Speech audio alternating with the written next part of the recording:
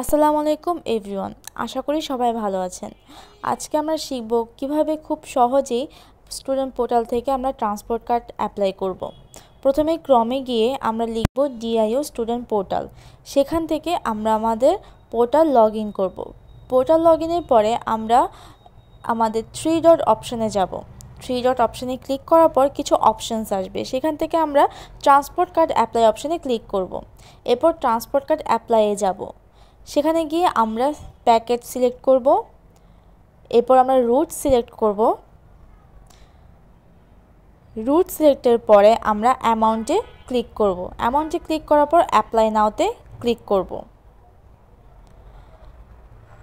Apply click করার পর দেখবেন আপনাদের পেমেন্ট স্ট্যাটাস আনপেইড দেখায়। আনপেইড দেখালে আপনাদের কার্ড আসবে না, তো সেক্ষেত্রে আমাদের অবশ্যই পে করতে হবে।